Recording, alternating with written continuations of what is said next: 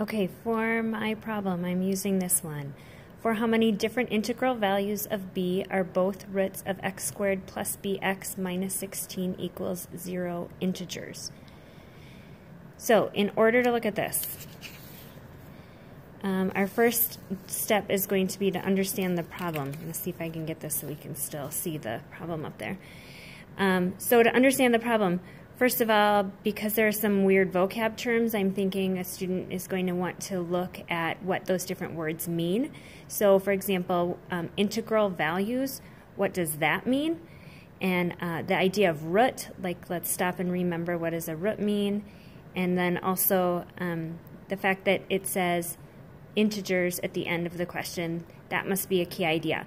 So since integral and integers both show up, I feel like that must be kind of a key. I'm hoping that my students would think through those kind of components. Remember that roots mean when is that thing going to equal 0, so we probably want to do some factoring and look at those components. So our plan, that leads us into devising a plan. We want to think about some factors of 16 because those are going to be our options for integer roots. And then we want to look at all those values and see what kind of b we get. And I think then we're going to just make that our first goal, is to kind of take a look at that and then see where that leaves us and see what kind of clues that can give us and then work from there. So to carry out the plan, I kind of did some of the work here already to speed things up. First of all, we would want to look at the factors of 16. I actually looked at the factors of 16 and then went back and went, wait, no, they have to be factors of negative 16. So we know that one of them is going to be a positive and one of them is going to be a negative in that combination. So then taking a look at that information, we're going to zoom over to here and kind of sketch out all of those options. And that means that I'm going to have x minus something and x plus something equaling 0, and that would give me that 1 and 16 connection, and one has to be positive and one has to be negative. We only have one option here because flipping them doesn't really change anything.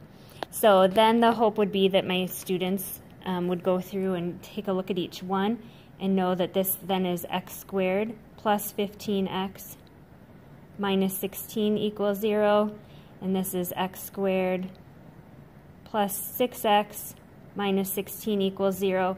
Hopefully at some point in this process, they would stop and realize all we really care about is this b term. And that b term comes from combining this -2 and this 8.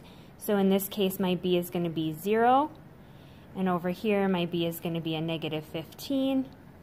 And over here, my b is going to be a -6. That's kind of a connection I would hope they would see to shorten things up eventually and be able to apply that idea.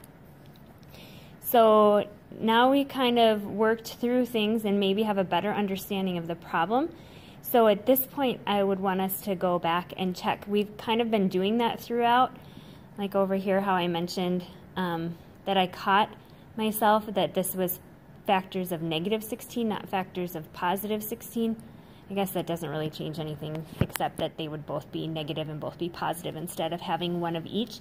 But that's kind of a step that is encouraged in the text where you want to kind of check things in your process as you go. So looking back at our original question,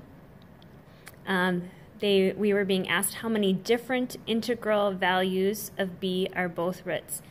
And that word integral looks like the word integer, so I'm guessing they just want to know how many different integer values of b exist. And the key word might be the word different in this case. So taking a look at our options, we have 1, 2, 3, 4, 5 different values. So I would say at this point my answer is going to be 5. And now I want to kind of look back and make sure that I hit all those components. So looking at my question again, for how many different, we addressed that word different already. Those were 5 unique values of b. They are integer values, so we've kind of met all of the components, and that amount makes sense.